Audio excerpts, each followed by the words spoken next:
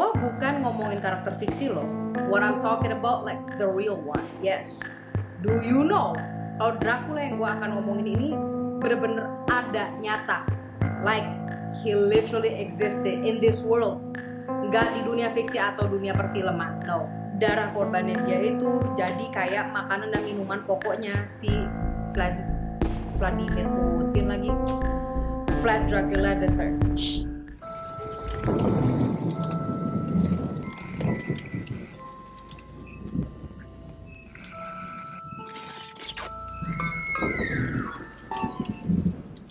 Hey guys, Vigits, apa kabar? How are you? Hari ini, welcome back to Paranormal.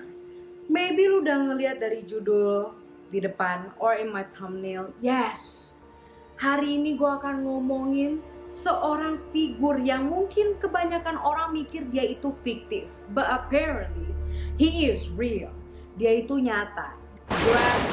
Ketika lu mendengar nama Dracula, pasti lu mikirnya oh itu buyutnya vampir bang, terus itu om-om gotik yang suka minum darah, iya kan? But do you also know kalau dia itu bukan seperti yang kayak di film-film? Yes, what I'm talking about like bukan kayak romantis, oh hopeless romantic guy.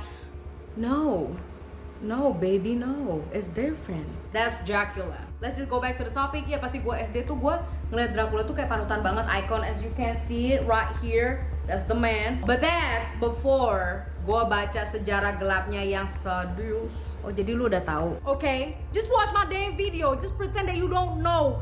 You know nothing about Dracula. So, in today's video, gue akan menjelaskan sejarah gelapnya Dracula yang asli itu siapa dan bagaimana dia menjadi terkenal sebagai peminum darah atau jadi buyutnya vampire. And the most scary part itu, ternyata ada buktinya kalau dia itu masih hidup. Yes, he is immortal. Are you ready for this long paranormal video? So I'ma just wait here, go grab some snacks, lo ambil makanan atau lu bikin Indomie dulu, lu pause video gua. Shh.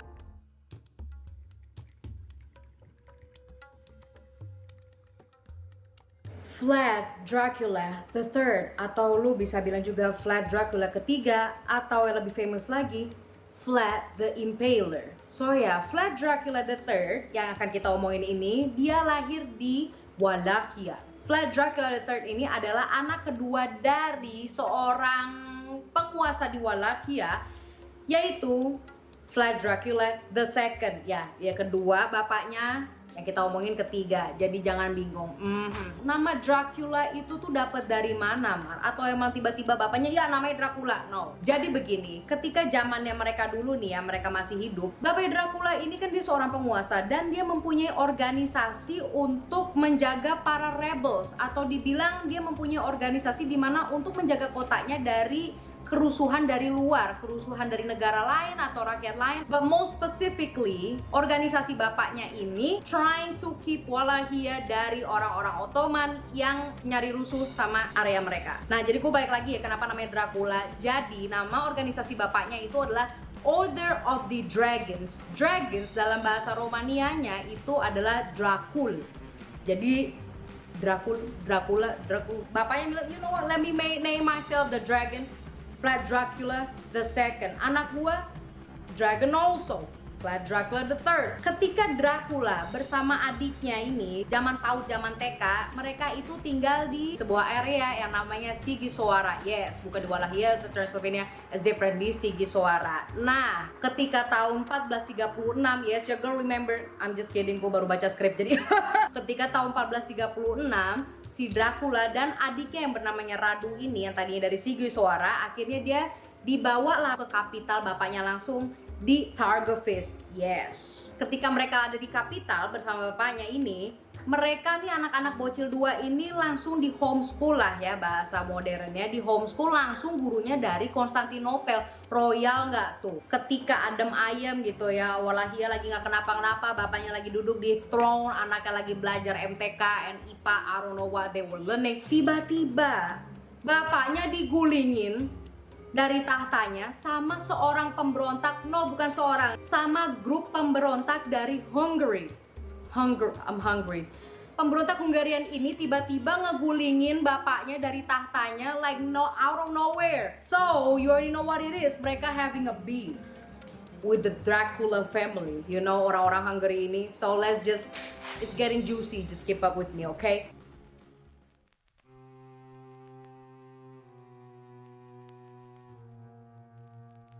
Dikarenakan bapaknya digulingin dari tahtanya dan dia itu benar-benar di attack tiba-tiba lah ya. Jadi bapaknya tuh mikir, you know what, karena gue udah gak ada help dari siapa-siapa, mungkin gue kerja sama kali ya sama orang-orang Ottoman. Yes, bapaknya akhirnya bersekutu sama orang Ottoman. Padahal sebelumnya bapaknya itu bikin organisasi Order of the Dragon itu untuk menghindar dari orang Ottoman yang rusuh-rusuh tersebut. Ya, I know they were rusuh, this and that.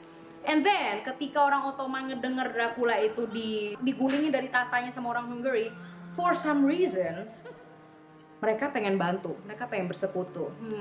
Ada alasan di belakang ini, but hold on. Akhirnya sang bapak ini bersekutulah dengan orang-orang Ottoman. Akan tetapi orang Ottoman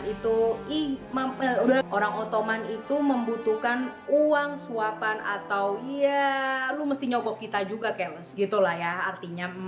Kalau dari skrip gue ya, memberi upeti. I don't even know what upeti means, but like okay, pokoknya mesti memberikan upeti ke seorang sultan dari Turki yang namanya adalah Sultan Mehmed II. Oh, you could just say Sultan Mehmed kedua bahasa Indonesianya.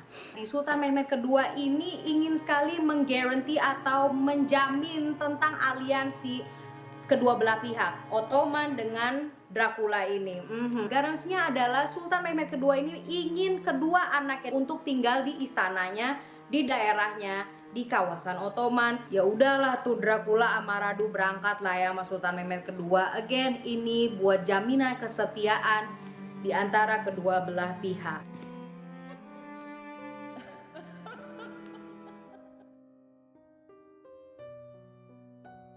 Ketika Dracula dan Radu sampai ke kawasan Ottoman ini, mereka itu ya memang sih mereka jadi tawanan lah ya, a prisoner. Akan tetapi secara bersamaan mereka juga diurus baik-baik dengan semestinya gitu loh. Maksudnya dia dikasih guru untuk belajar, dan maksudnya diurusin, dikasih baju, dikasih makan. So it's not really like kayak oh lu jadi di penjara kita bakal siksa di sana. No, they didn't do that to Dracula and Radu adiknya. But at the same time mereka tuh dikasih lihat gitu loh, disuruh lihat juga sih sebenarnya. Kayak gini loh, kita nih ngesiksa orang-orang untuk mendapatkan tujuan kita. Jadi mereka ngelihat tuh orang-orang Ottoman tersebut menggunakan kesadisan, kebrutalan kepada tawanannya atau ke korbannya lah untuk mencapai tujuan mereka, biar mereka itu ditakutin. Jadi kayak lebih kayak biar jadi intimidating atau fearing nation lah ya. Ini dia ngefek banget ke Dracula nanti pas lagi udah gede, which I'm about to tell you the story later on. Yes, bisa lain kata dia akhirnya jadi terinspirasi penyiksaannya ala orang Ottoman tersebut lah ya. Oke, jadi seiring berjalannya waktu ya mereka kan berdua akhirnya bertumbuh, berkembang di apa bahasa Indonesianya ya tumbuh lah ya, jadi udah gede ya kan, mereka tumbuh menjadi remaja. Tetapi kedua kakak beradik ini mempunyai jalan yang berbeda dan tujuan hidup yang berbeda. Let me go over it. Si Radu ini adiknya itu menerima ajaran dari orang-orang Ottoman dan dia itu pindah ke agama Islam dan menjadi seorang Muslim. Plus Radu itu dipercaya sama orang Ottoman dan dia akhirnya dijadiin seorang pekerja di sebuah Ottoman court lah ya. Kalau Vlad Dracula III, our Dracula, dia mah rebel aja, suka-suka sendiri ya. Pokoknya gue pengen pulang, cepet pulang, gue nggak mau di sini lagi, kangen gue lagi ya. Dikarenakan bapaknya itu dibantu oleh orang-orang Turki, akhirnya bapaknya balik lagi ke tahtanya. Dia duduk on the throne, but not for so long. Yes, cuma sebentar aja. It's getting juicy, y'all. Stay with me.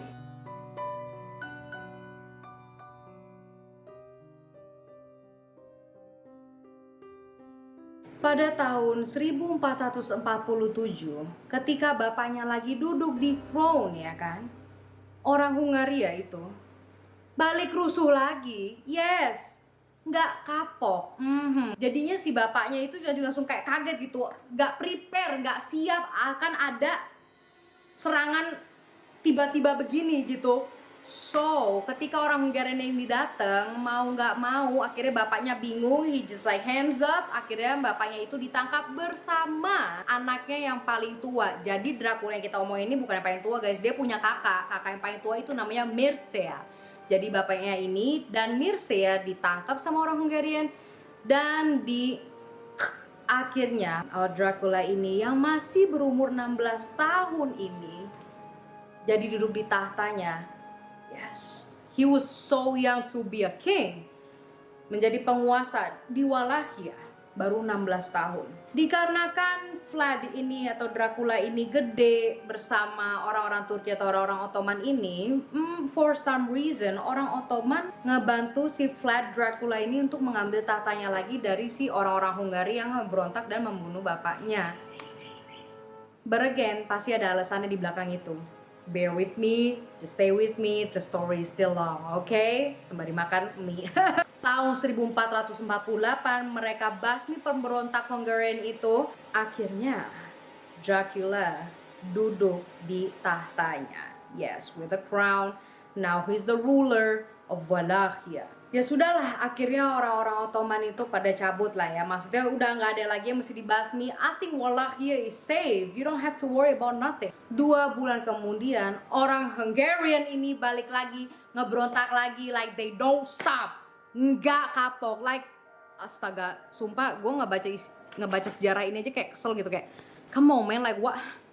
Why you keep attacking us? Well, akhirnya untuk strategi yang baik dan masa depannya lebih baik lah ya, the court akhirnya setuju bagaimana si Vlad udah deh kabur aja dulu, jangan di sini. Kalau dia di sini dia masih muda dan dia ini penerus tahta. Well, bukan penerus tahta, emang dia udah jadi penguasanya. We do not wanna lose our ruler, right? Jadi si Vlad ini kabur ke Moldova.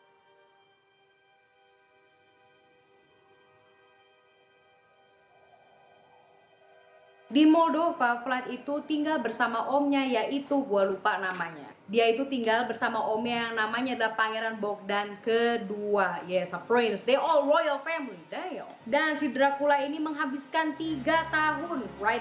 3 tahun bersama omnya di Moldova. Lama juga ya, buset, kagak balik-balik. Tahun 1451, Pangeran Bogdan kedua, which is omnya Dracula, dibunuh. Wow, berarti kan udah nggak aman lagi, udah nggak ada yang ngejaga dia. It's not safe, pemberontak pasti bakal masuk ke dalam istana, bakal interfere with any royal members. We do not want that, they do not want that, right? Jadi akhirnya the court yang di Moldova ini memutuskan untuk, Vlad and Prince Stephen. By the way, Prince Stephen itu adalah anaknya Bogdan kedua tadi yang baru mereka berdua nih kan sepupu-sepupuan, disuruhlah kabur lagi. Jadi lu jangan ditinggal di Moldova, kita bakal oper lu lagi ke Transylvania. Yes, jadi ini mereka berdua nih sepupuan, kes mereka pindah ke Transylvania. Dan ketika di Transylvania ada kabar yang Dracula udah pasti kayak he was raging, he was angry, he was disappointed, he was sad. Jadi apa itu kabarnya? Just hold on.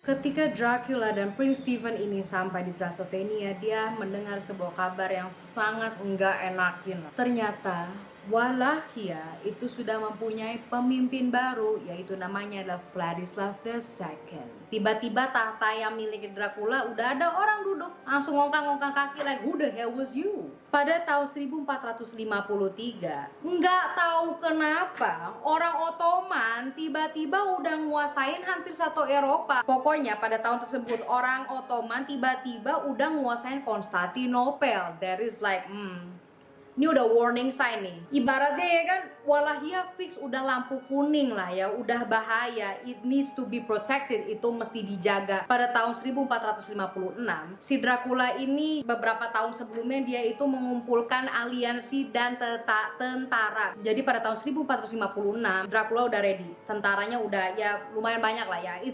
It's good enough to be in the battlefield, you know what I'm saying? Ketika mereka ada di battlefield, Dracula melihat Vladislav II, and you know what, pada tahun tersebut, in that battlefield, in that war, in that time, Dracula langsung taruh pedangnya, like Gue juga taruh skrip gue lah ya, cause I wanna do something with my hands. Also, you is Vladislav second. Who the hell was you? You was sitting on my throne. We're gonna fight. We're going to hand-to-hand combat, pukul-pukulan sampai, yep.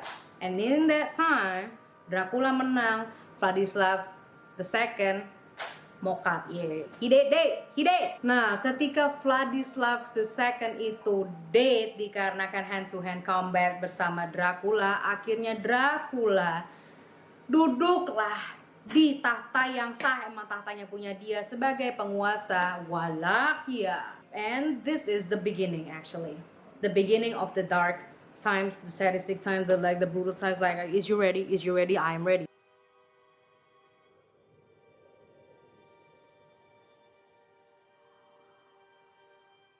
Enam tahun berikutnya mulailah aksi teror dan kebrutalan sang Vlad the Impaler. Pokoknya aksinya dia itu bener-bener trending topik lah ya dulu lah ya. Trending topik, kira Twitter ya. Ketika Vlad naik tahta, ketika dia duduk di tahtanya, dia itu mengirimkan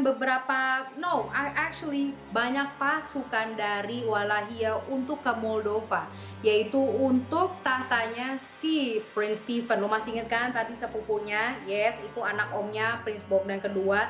Dia itu jadi penguasa di Moldova. Akhirnya Dracula dengan baik hatinya with the cousin, dia ngirim pasukan banyak dari Wallachia untuk menjaga Moldova dan Prince Stephen beserta masyarakat di sana. How generous they was.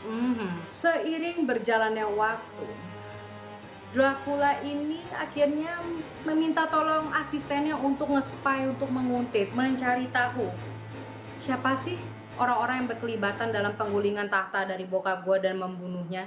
Siapa sih yang ngebunuh bokap gue? The deed was done. Asistennya ngumpulin nama-nama siapa aja yang berkelibatan dengan kasus bapaknya itu. Banyak juga ternyata. What Dracula did was, Dracula membuat acara yang megah, acara pesta makan malam yang wow, mewah lah ya.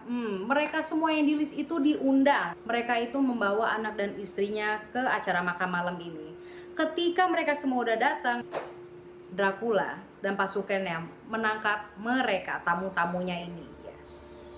Ketika mereka ditangkap, bapak, ibu, dan anaknya itu, saya put down my script because this is like, yang bapak-bapaknya ini, yang tua-tua ini, mereka itu bakal ditelanjangin.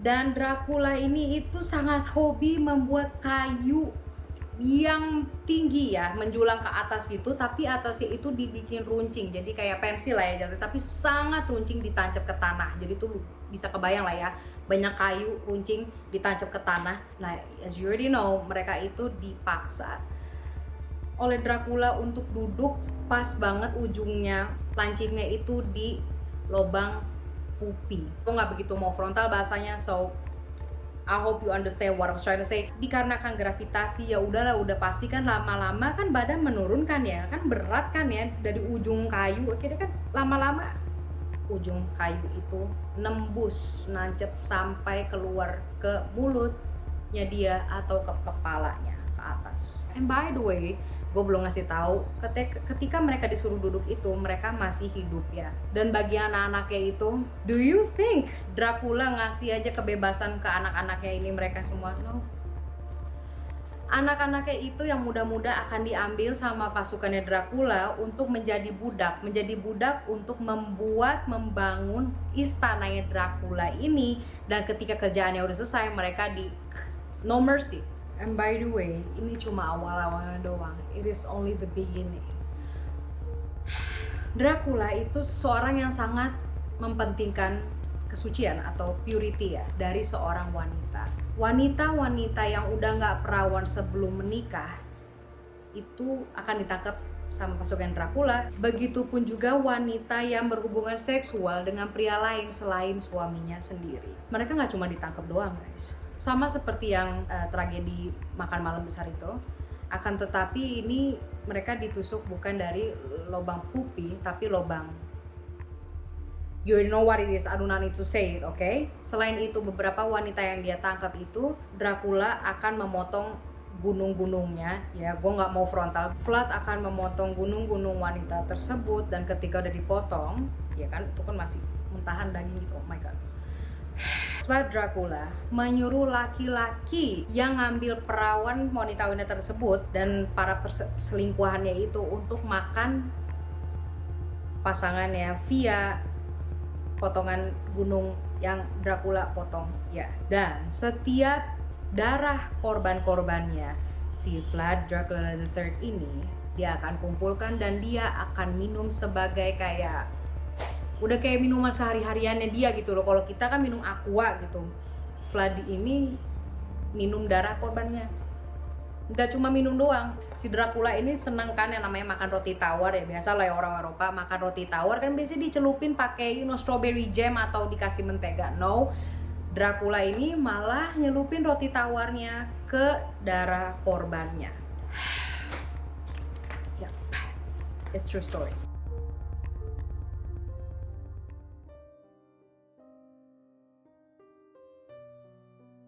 Long story short, ada kerusuhan lagi lah ya pokoknya. Tetapi sekarang ini adalah Ottoman versus Dracula. Sultan Mehmed kedua, I hope you still remember who that was. Sultan Mehmed itu tuh dulu tuh yang lu rewind video gua malas jelasin. So ya, Sultan Mehmed kedua ini nggak tahu kenapa tiba-tiba dia itu menangkap seseorang dengan nama Mihaly Csikszentmihalyi. Mihaly Csikszentmihalyi ini adalah seorang jenderal dan dia ini notabene terkenal membantu Dracula dalam anything. Perang, war, economics, politics, dia itu ada. Pokoknya itu aliansinya si Vlad Dracula lah ya. Dracula dapat kabarnya nyampe sampai kupingnya Dracula bahwa si Mihaly Csikszentmihalyi ini badannya udah dipotong dua jadi setengah. Yang ngamuk lah Vlad Dracula, right? So, one day pada suatu hari dikarenakan Vlad Dracula III ini itu gede bersama orang-orang Ottoman dan besar di area Turki, dia itu fasih bahasa Turki, nyamarlah dan masuk ke areanya orang-orang Ottoman. Nah, penjaga gerbang itu percaya-percaya aja, akhirnya kayak penjaganya juga ya ini orang-orang Ottoman biasa, ya udah bukain aja. Dan ketika dibuka, Dracula menyerang bersama pasukan-pasukannya yang lagi ngumpet. Yes, jadi itu kayak unexpected attack, serangan yang tiba-tiba yang nggak diperkirain. Nah itu bahasa Indonesianya. Dalam waktu 2 minggu Dracula bersama pasukannya itu nembus ya, pokoknya perang lah ya, sejauh 500 miles dan total yang dibunuh itu hampir 23.000 orang. And of course, hampir setengahnya itu juga ada ritual penusukan like the usual Dracula style lah. Long story short, Ottoman gak mungkin lah diem aja. Akhirnya dia nyerang balik ke pasukannya Dracula. But this time pasukannya Dracula mulai berkurang. So what he need was a large reinforcement, atau bisa dibilang pasukan yang lebih besar. Jadi dia mesti butuh aliansi lagi untuk nyerang balik si Ottoman. Ya.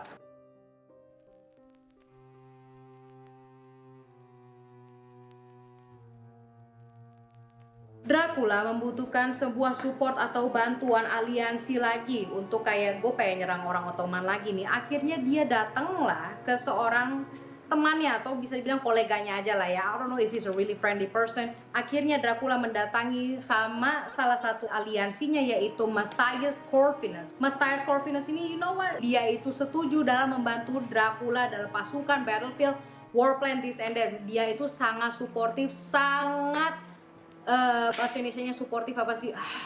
Sangat mendukung. Damn. Corvinus saja sampai ikut rapat strategi perang bersama Dracula. But little did you know, si Matthias Corvinus ini mengkhianati Dracula secara diam-diam.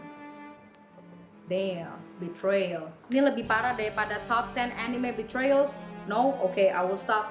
Alasan Matthias Corvinus ini mengkhianati si Dracula itu masih didebat guys sampai sekarang. Like I've already seen a lot of article dan video yang sangat legit dalam histori Dracula. Si historian ini pun bilang kalau misalnya belum ada yang benar, belum ada yang valid. Intinya sampai sekarang historian aja bingung mau nulis apa yang terjadi, kenapa si Matthias itu mengkhianati Dracula. But teori yang paling banyak dipercaya adalah Matthias Corvinus itu orang yang ingin damai, pengen kayak udahlah nggak usah perang lagi, nggak usah ribut-ribut lagi, nggak usah saling balas-balasan lagi. Matthias tahu kalau orang Ottoman ini senangnya nyari ribut dan dia pun tahu kalau Dracula ini sekalinya ribut juga metodenya terlalu sadis, terlalu kayak lu nggak perlu lah kayak gitu bang, gitulah ya. Jadi akhirnya Matthias Corvinus memutuskan untuk you know what, gue tangkap lu aja. Yes, lagi ngediskusiin strategi perang, tiba-tiba Dracula ditangkap sama Matthias Corvinus.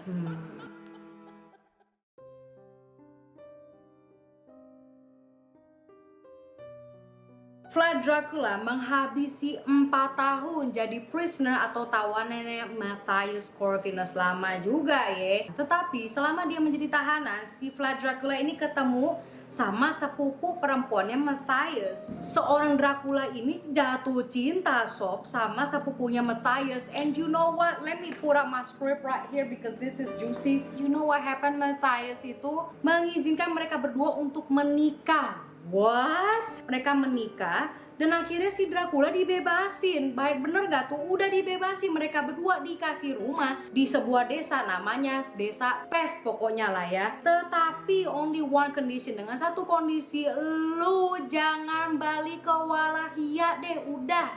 Tetapi seorang Dracula ini lebih mencintai masyarakat dan areanya, kotanya daripada anything else. Ya udahlah, dia ngebatu, baliklah lagi dia. But this one he is prepared. Long story short, Dracula itu diam-diam mengumpulkan tentara dari aliansi sebelum-sebelumnya seperti kayak Moldova dan Transylvania. Mereka bersatu, akhirnya dia nyerang lagi dari semua yang pemberontak di Wallachia, and baliklah si Dracula ke tahtanya lagi for once and for all. But we'll see what happened next.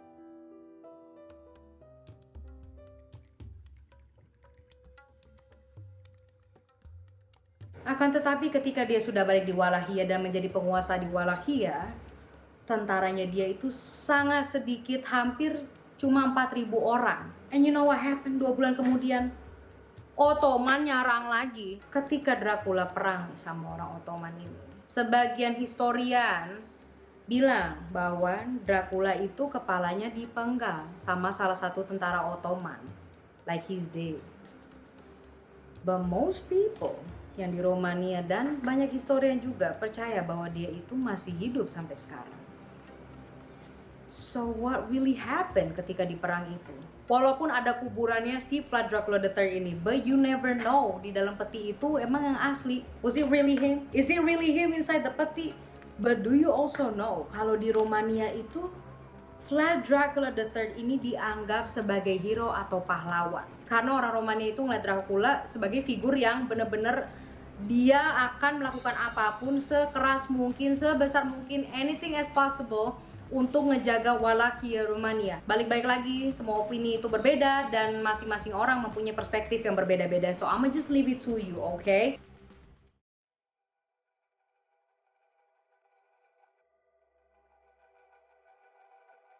Right, dikarenakan tadi gua mention bahwa historia juga percaya bahwa Dracula itu masih hidup sampai sekarang karena dia immortal. Ada sebuah kota kecil di Serbia. Jadi di desa ini yang namanya Kiševo, I think I said it right. Di desa Kiševo ini mereka percaya bahwa Dracula dan descendants-nya, which you probably call it or know it as vampires, masih aktif sampai sekarang detik ini. And yap, kalau lu datang ke desa Kiševo ini, lu akan melihat sebuah repellent atau penangkal lah ya. Di toko-toko, di rumah, hampir setiap bangunan dalam desa tersebut pasti ada penangkal Dracula dan descendants-nya, para vampires, yaitu seperti kayak bawang, terus juga ada talisman. Dan di desa ini beberapa kilometers away itu ada kuburan pertama kali vampir ditemukan sama desa tersebut dan dikubur di situ. Yes. Kalau lu pengen lihat full videonya, you already know what to do, link in the description, okay?